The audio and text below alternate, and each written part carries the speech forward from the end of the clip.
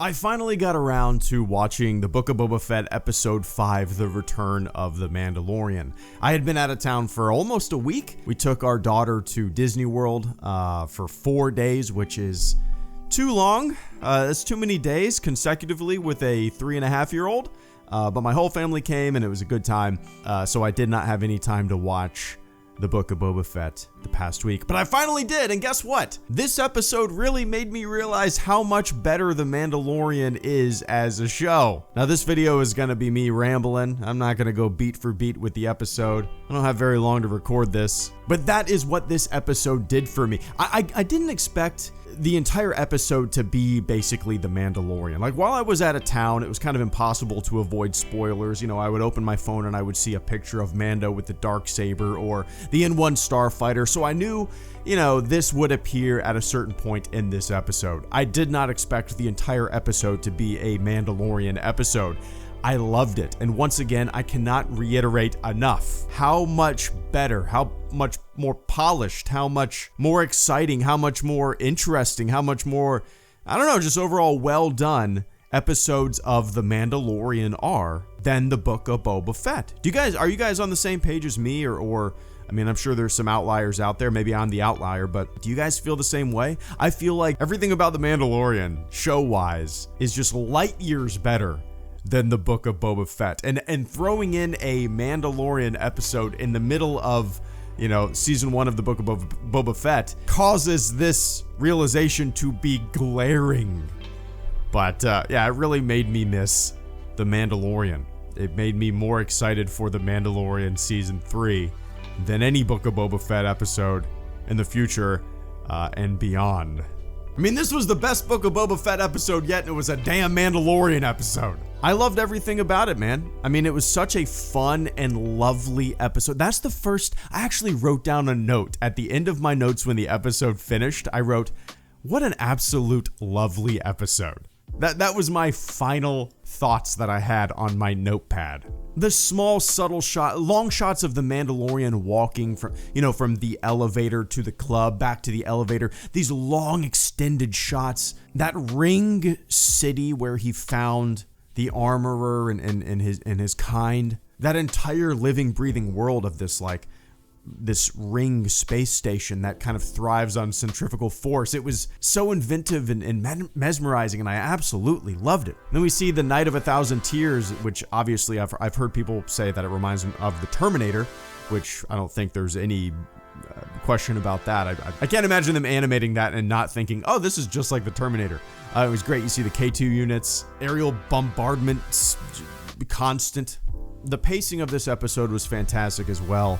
And the Mandalorian, Din, he kind of discovers that the creed of the Jedi is directly opposed. It's the complete opposite of the creed that he follows. You know, the Jedi, ward off attachment, all that jazz, and it kind of is in conflict with his own personal beliefs, his own personal creed, the creed that he follows. And, you know, we think that he's going to go see Grogu. You know, he wants to go see Grogu. The armorer forged something out of Beskar for Grogu as a gift for the little green guy. But I have a sneaking suspicion that he will not be allowed to see Grogu. It's not going to just be like he's going to pull up to the school and wave his hand in the child pickup line, and Grogu's going to come waddling out. I'm sure there's going to be some conflict there. You know, he's going to want to see this kid. He's going to want to see the kid that changed him. He's going to want to basically see his son. And I have a feeling that is going to be more difficult than he imagines. You know, I have a feeling that he won't be able to see Grogu. That's my suspicion. You know, I will probably have to wait until season 3 of The Mandalorian. That's what's weird about this is like, so you're watching the Book of Boba, so you're watching The Mandalorian, and then let's say 10 years from now, right? 10 years from now, somebody's sitting down to watch The Mandalorian for the first time.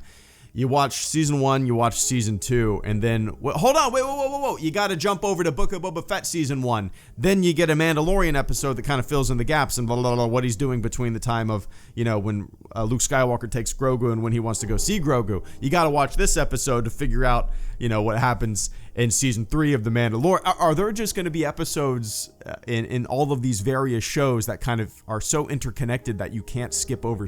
You have to watch seasons of other shows in between the shows and the seasons that you're currently watching? Is that going to be the case? I don't like that. I don't want to have to ping pong between show and show and kind of have a checklist of what I need to watch next. I don't know if it'll be that complicated, but in my head, I can see just it getting so confusing and like unnecessarily so, you know. But hey, you know, that's a pessimist in me. But we see the Darksaber, and there's some great exposition here about the Mandalorians as a whole, as a culture, the lore, you know, their history. It's good. I mean, obviously, if you watch the Clone Wars and you're familiar with various things outside of these shows and outside of the films, you'll know a lot of this history. But the exposition is good for those who maybe were a little lost or didn't really get it all. But for me, a lot of Mandalorian history and lore and culture has always felt so generic. It's just like generic warrior stuff. It's like Klingons, in my opinion. Like, whenever there's a Klingon episode in The Next Generation, it's boring. Like, you gotta fight with the dagger, and whoever wins with the dagger is crowned the new king. Like, cool, dude. Like, we've seen that 1,000 times in 1,000 different other shows and stories and whatnot. So like Mandalorian lore has always been kind of meh to me. It's always been a little uninventive and boring to me.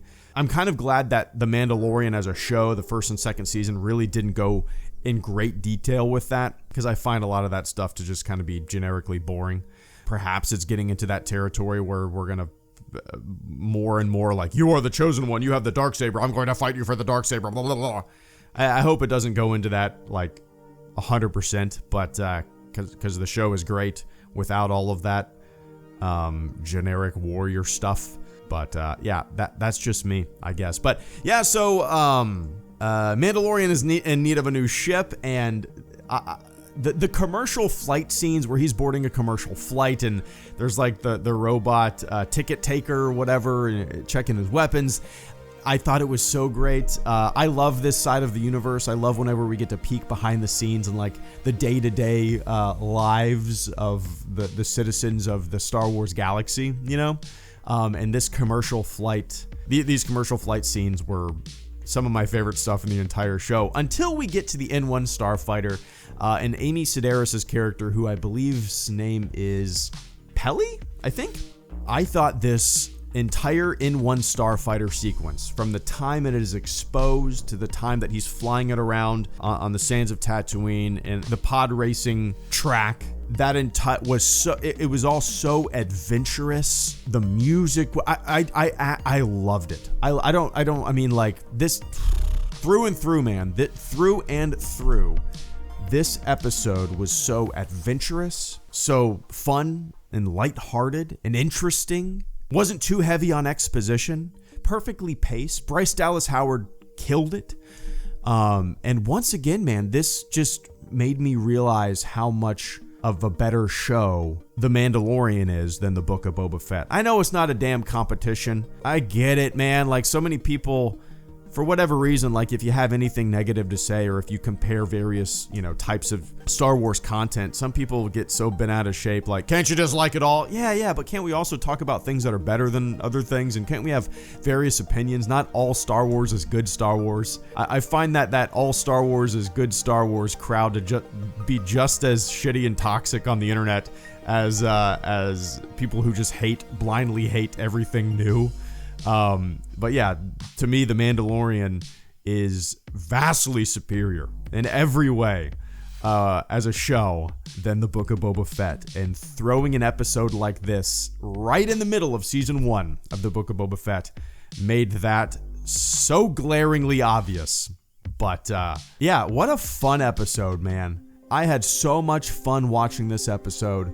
I would say that I can't wait for the next episode of the Book of Boba Fett, but I know it's not going to be on par with this, because we're going to kind of go back to what, you know, we've seen for the past 4 episodes, and maybe injecting the Mandalorian into this story will make it a little more enjoyable. But if it goes back to the way it was, I think this episode is going to be just a very, very big outlier The best episode of the Book of Boba Fett so far is an episode about the Mandalorian.